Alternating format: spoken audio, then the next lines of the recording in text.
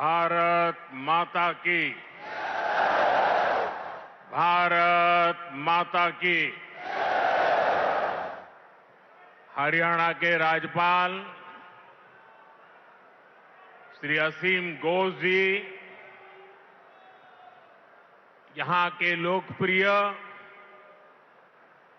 और ऊर्जावान मुख्यमंत्री नायब सिंह सैनी जी,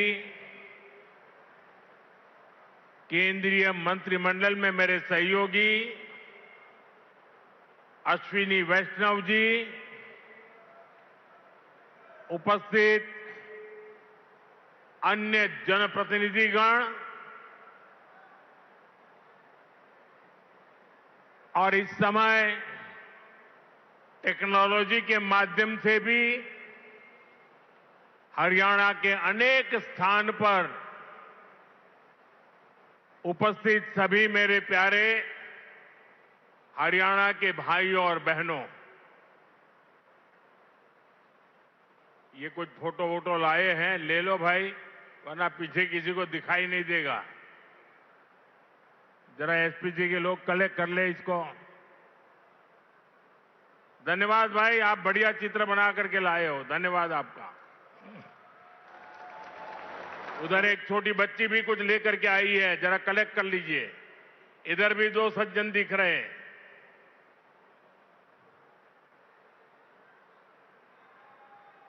और फिर आराम से बैठ जाइए सब लोग। आपके प्यार के लिए, आपकी इस कला साधना के लिए मैं आप सबका धन्यवाद करता हूं जी। साथियों, जिंद की इस गौरवशाली भूमि से आप सभी को मेरी राम राम।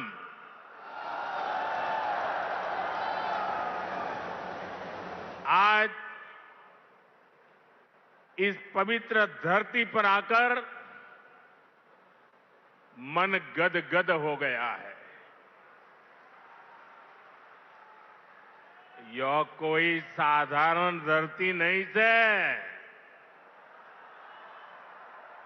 यह धरती इतिहास, वीरता, धर्म और गौरव की धरती से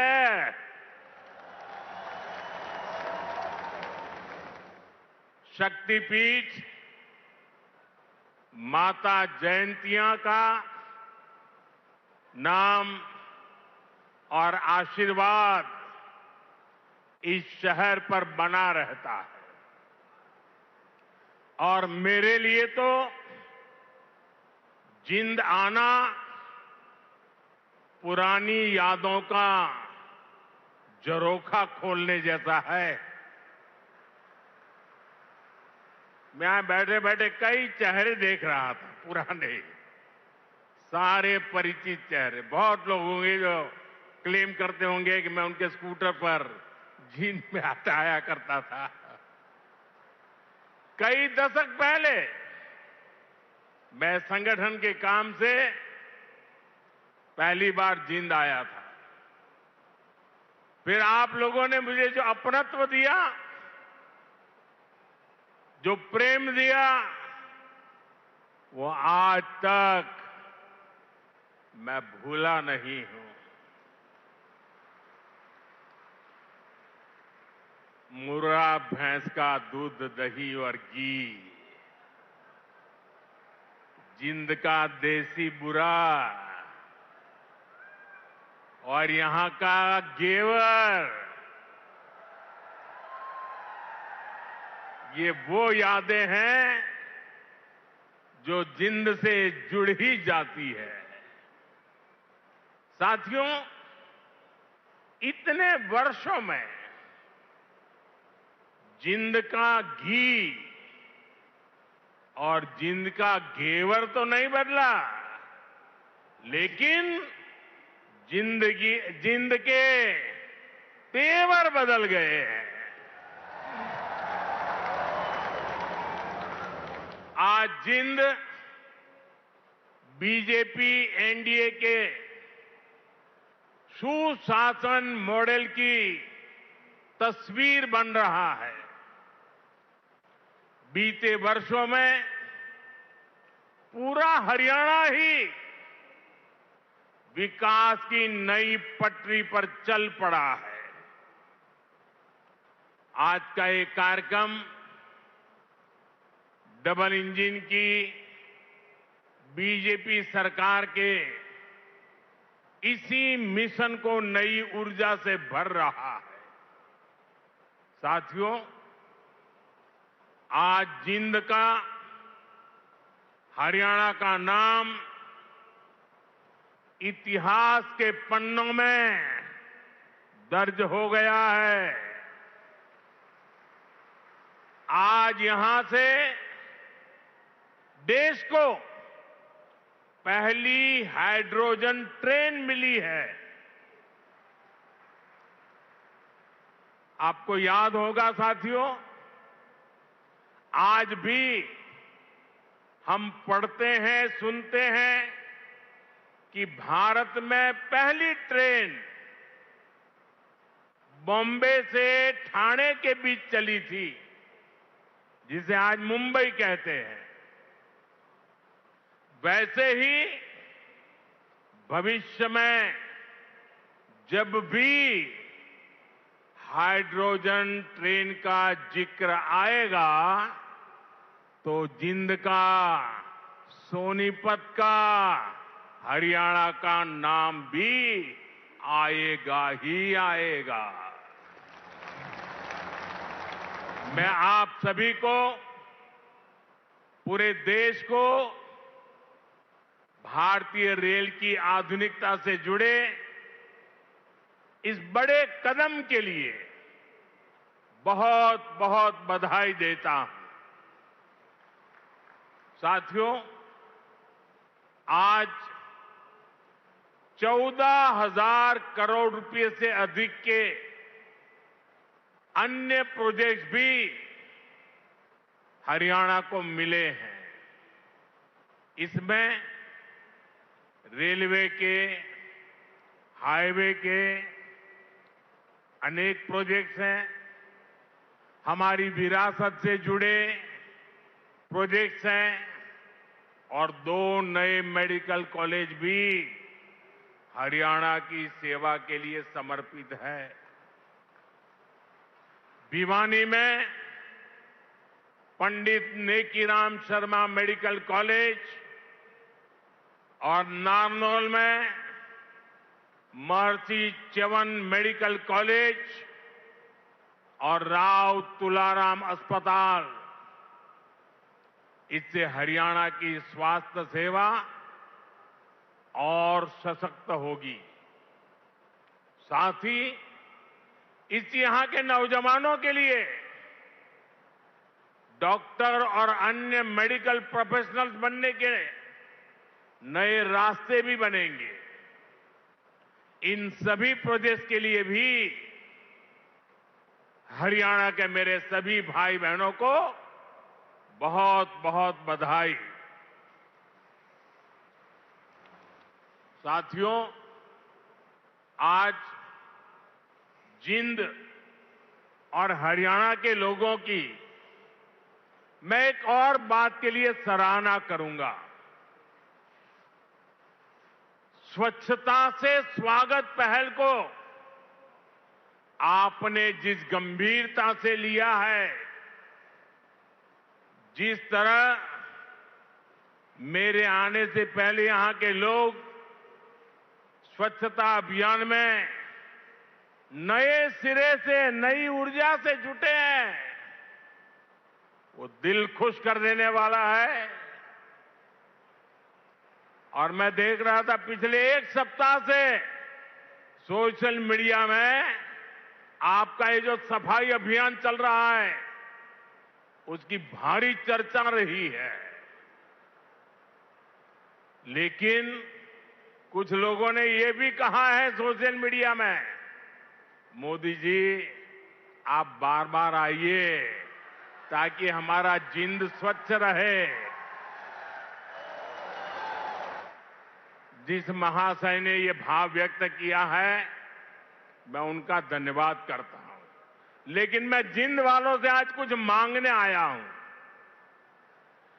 आप मुझे बताइए, क्या इस सफाई के लिए, ये स्वच्छता के लिए मोदी का आना जरूरी है क्या?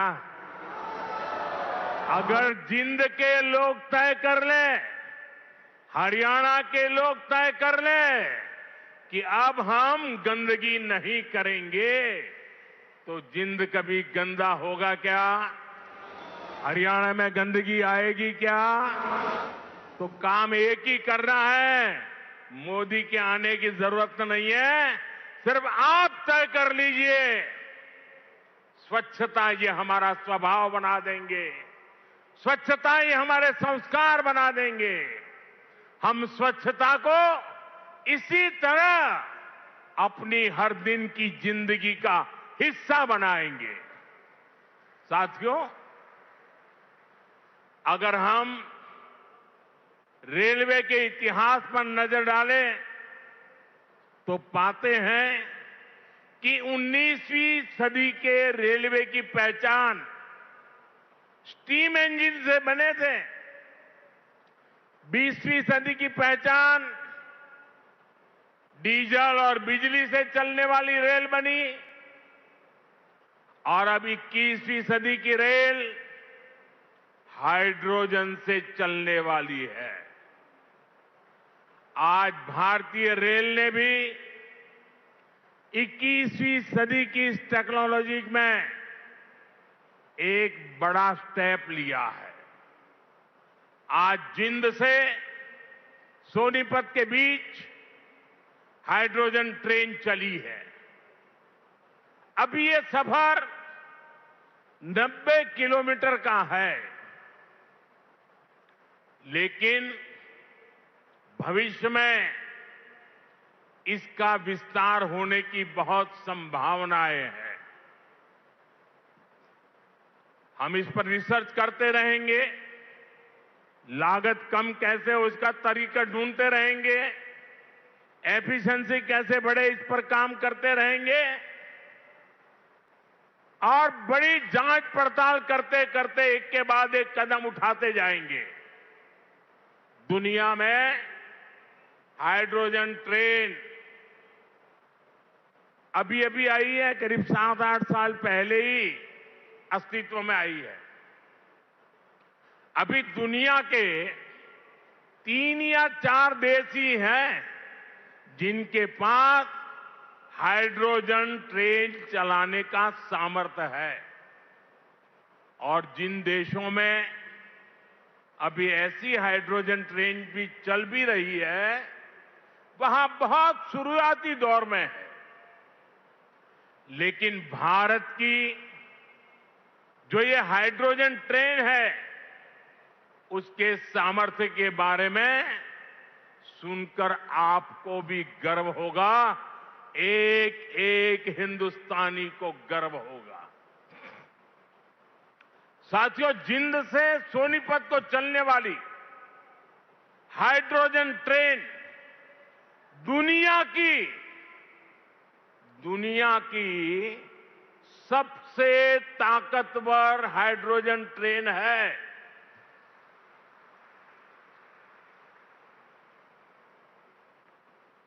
ये हाइड्रोजन ट्रेन 3200 हॉर्स पावर की है, 3200 हॉर्स पावर। और सबसे ताकतवर ही नहीं, भारत की हाइड्रोजन ट्रेन सबसे लंबी भी है। दुनिया में जहां हाइड्रोजन ट्रेन चल रही है, वो 3 या 4 कोच वाली है, और भारत ने पहली बार में सीधे 10 कोच वाली हाइड्रोजन ट्रेन चलाकर दुनिया में अपना झंडा गाड़ दिया है। साथियों, मैं आपको गर्व की एक और बात बताना चाहता हूं। भारत की यह हाइड्रोजन ट्रेन धुआं रहित तो है ही, ये मेक इन इंडिया का भी एक बहुत सफल उदाहरण है। इस हाइड्रोजन ट्रेन को भारत के ही इंजीनियर्स ने डिजाइन किया है, भारत की ही कंपनी ने इसको बनाया है। साथियों, यह हाइड्रोजन ट्रेन बाकी ट्रेनों से बिल्कुल अलग है। इसके लिए पूरा सिस्टम अलग चाहिए, पूरा इंफ्रास्ट्रक्चर अलग चाहिए। यहां जिंद में भी इसके लिए तमाम सारी व्यवस्थाएं बनाई गई है। और साथियों, आने वाले समय में यहां हाइड्रोजन ट्रेन से जुड़ा और भी इंफ्रास्ट्रक्चर बनेगा। नई नई फैक्ट्रियां लगेगी जो हाइड्रोजन ट्रेन नेटवर्क की जरूरतों को पूरा करेगी। यानी इस ट्रेन से हरियाणा के नौजवानों के लिए रोजगार के अनेक नए अवसर बनने तय है। साथियों, पिछले 12 वर्षों में भारतीय रेल में जो ये बड़े बदलाव हुए, इससे भारत को एक और फायदा हुआ है। आप देख रहे हैं कि पिछले कई महीनों से पश्चिम एशिया में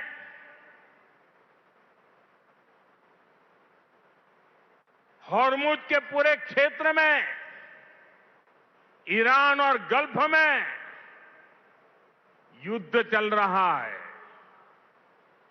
और जिस समुद्री रास्ते से, हॉर्मुज से भारत बहुत बड़ी मात्रा में पेट्रोल, डीजल, एलपीजी गैस, हमारे किसानों के लिए खाद उसी रास्ते से आता है, उसी समुद्री मार्ग से आता है। लेकिन पिछले 3-4 महीनों से ये रास्ता निरंतर युद्ध का मैदान बन चुका है, संकटों से घिरा हुआ है। साथियों, अगर 2014 से पहले अगर ये स्थिति आती तो आज हिंदुस्तान का रेलवे का काम पूरा का पूरा ठप पड़ा गया होता। क्योंकि उस समय 2014 में देश का बहुत बड़ा हिस्सा था, ऐसा था जहां हमारी ट्रेनें सिर्फ और सिर्फ डीजल से चलती थी। अब आप सोचिए, अगर डीजल आना बंद हो गया होता और डीजल से चलने वाली ट्रेनें कैसे चलती, देश कितने बड़े संकट में आ जाता। लेकिन साथियों, 2014 की स्थिति नहीं है ये मोदी है।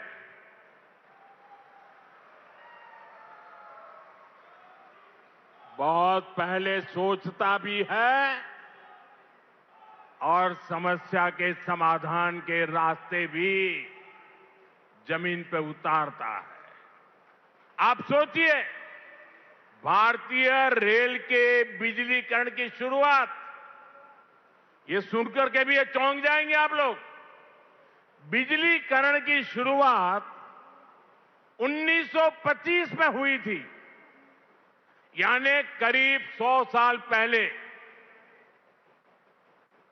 1925 से लेकर 2014 तक, यानी करीब 90 साल में पूरे देश का जो रेल नेटवर्क था, उसका सिर्फ 30%, 30%, 1/3 से भी कम रेल नेटवर्क का बिजलीकरण हो पाया था। 70% क्षेत्र डीजल से चलता था और जिस गति से 90 साल में 30% काम हुआ तो 100% होते होते 300 साल लग जाते, 200 और लगते। भारतीय बिजलीकरण रेलवे का शायद नहीं हो पाता, डीजल से ही रेल चलती। लेकिन बीते 12 वर्षों में भारत के करीब 99% रेल नेटवर्क का बिजलीकरण हो चुका है। हरियाणा में रेल नेटवर्क का 100% बिजलीकरण हो गया है। इस वजह से लड़ाई होने के बावजूद भी, तेल का संकट पैदा होने के बावजूद भी भारत की रेल रुकी नहीं है, भारत की विकास की गाड़ी अटकी नहीं है, ट्रेनें निरंतर चलती रही। साथियों, रेल हो, रोड हो, कनेक्टिविटी का ऐसा काम सुविधा भी देता है और विकास की गति भी कई गुना बढ़ा देता है। आज जिंद जो इतने सारे हाईवे से जुड़ रहा है, अभी इस मंच से भी 3 बड़े प्रोजेक्ट शुरू हुए हैं। दिल्ली, अमृतसर, कटरा एक्सप्रेस वे के हरियाणा वाले हिस्से का लोकार्पण हुआ है। जींद गोहाना नेशनल हाईवे भी राष्ट्र को समर्पित किया गया है। इसके अलावा अंबाला काला आम 4 लेन से भी हरियाणा और हिमाचल दोनों राज्यों के लोगों को बहुत सुविधा होगी। साथियों, अब जिंद देश का ऐसा जिला बन गया है जो 5 नेशनल हाईवे से कनेक्टेड है। ऐसी कनेक्टिविटी से यहां के किसानों और पशुपालकों की उपज को बड़ी मंडियों तक पहुंचाना आसान और सस्ता होगा। इससे उद्योगों को बल मिलेगा, पर्यटन को पंख लगेंगे और इससे बड़ी संख्या में नए रोजगार भी बनेंगे। साथियों, आप सभी जानते हैं, अभी मैं कुछ दिन पहले ही इंडोनेशिया, ऑस्ट्रेलिया और न्यूजीलैंड की यात्रा से लौटा हूं। वहां भारत ने अनेक तरह के समझौते किए जिनकी बहुत चर्चा हुई है, लेकिन एक विषय ऐसा है जिस पर उतनी बात नहीं हुई। ये विषय मेरे देश के और विशेषकर हरियाणा के युवाओं से जुड़ा हुआ है और वह विषय है खेलकूद, स्पोर्ट्स। साथियों, ऑस्ट्रेलिया और न्यूजीलैंड में वहां की सरकारों से स्पोर्ट्स को लेकर मेरी व्यापक चर्चा हुई है। इन दोनों देशों के साथ मिलकर आने वाले समय में हम स्पोर्ट्स इंडस्ट्री, खिलाड़ियों की ट्रेनिंग, ऐसे अनेक मामलों में बहुत सारा काम साथ मिलकर करने वाले हैं। इससे हरियाणा के युवाओं को भी बहुत लाभ होगा। साथियों, आज भारत में स्पोर्ट्स को फिटनेस और रोजगार का बड़ा माध्यम बनाया जा रहा है। हमारी सरकार ने नई नेशनल स्पोर्ट्स पॉलिसी, खेलो भारत नीति भी बनाई है। खेलो इंडिया अभियान से लेकर टॉप स्कीम तक आज खिलाड़ियों को अभूतपूर्व सुविधाएं मिल रही हैं। उन्हें हजारों रुपयों की आर्थिक मदद दी जा रही है। यहां हरियाणा में भी भाजपा सरकार खेल और खिलाड़ियों को बहुत प्रोत्साहन दे रही है। साथियों, आज ये कार्यक्रम भले हाइड्रोजन ट्रेन का है, दूसरी विकास परियोजनाओं का है, लेकिन मैं आज यहां के नौजवानों से एक और बात भी कहने आया हूं। आप सभी जानते हैं, साल 2030 में भारत कॉमनवेल्थ गेम्स को होस्ट करने वाला है।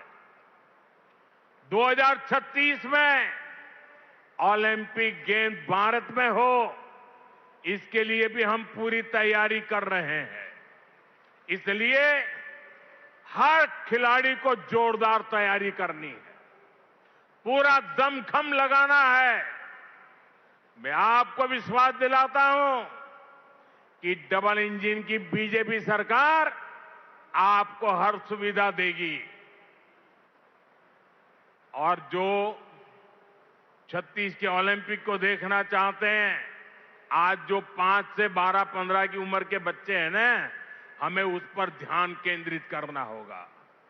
और एक बात और भी बता दूं, आने वाले समय में अहमदाबाद में world police and fire games जो होने वाली है, मैं हरियाणा के साथियों से कहूंगा कि आप इसके लिए भी खूब तैयारी कीजिए। मुझे पक्का विश्वास है, हरियाणा के बेटे बेटियां हमेशा की तरह इनमें भी अपना परचम लहराएंगे। साथियों, हरियाणा की डबल इंजन सरकार सबका साथ सबका विकास के मंत्र पर चल रही है। नायब सिंह जी के नेतृत्व में हरियाणा सरकार यहां के नौजवान हो, किसान हो, बहनें बेटियां हो, सबके लिए बेहतरीन काम कर रही है। बिना खर्ची पर्ची के नौकरी देने का जो रास्ता हरियाणा सरकार ने दिखाया है, वो इतना आसान नहीं था, लेकिन ये भाजपा सरकार ने करके दिखाया है। साथियों, यहां के किसानों का हित भी हमारी प्राथमिकता में है। जिंद की मंडी तो हरियाणा की सबसे बड़ी मंडियों में से एक है। डबल इंजन की भाजपा सरकार के कारण हरियाणा के किसानों को बहुत लाभ हो रहा है। पीएम किसान सम्मान निधि से हरियाणा के किसानों को करीब 8,000 करोड़ रुपए मिल चुके हैं। इसमें जिंद के हमारे किसानों को भी 600 करोड़ रुपए से ज्यादा मिल चुके हैं। साथियों, हमारा देश संस्कार और संस्कृति का देश है, और ये क्षेत्र तो इस समृद्ध विरासत का बहुत बड़ा केंद्र है। ये जिंद की धरती है, जहां महाराजा रणजीत सिंह का गौरव भी है और पांडवों की आस्था भी है। पांडु पिंडारा और रामराय जैसे पवित्र तीर्थ आज भी लाखों श्रद्धालुओं को आस्था के केंद्र है। साथियों, आस्था और अध्यात्म की यही विरासत है जिसे आज का भारत सहजता भी है और अब अगली पीढ़ी तक पूरे मान के साथ पहुंचाता भी है। इसी भाव के साथ आज कुरुक्षेत्र में एक सिख म्यूजियम की आधारशिला रखी गई है। हरियाणा का ये नया संग्रहालय भारत की महान गुरु परंपरा को अगली पीढ़ियों तक पहुंचाएगा। साथियों, हरियाणा अब तेज विकास के पथ पर दौड़ रहा है। खेती हो या फिर उद्योग, ये दो ऐसे पहिए हैं जो हरियाणा को सशक्त कर रहे हैं। आज जिन प्रोजेक्ट्स का शिलान्यास और लोकार्पण हुआ है, उनसे हरियाणा के विकास को और गति मिलेगी और हरियाणा का ये तेज विकास विकसित भारत के सफर को और ऊर्जावान करेगा। इसी शुभकामना के साथ आप सभी को फिर से बहुत बहुत बधाई देता हूं और देशवासियों को भी देश की पहली हाइड्रोजन ट्रेन के लिए अनेक अनेक शुभकामनाएं देता हूं। मेरे साथ बोलिए, भारत माता की। भारत माता की, भारत माता की। बहुत बहुत धन्यवाद।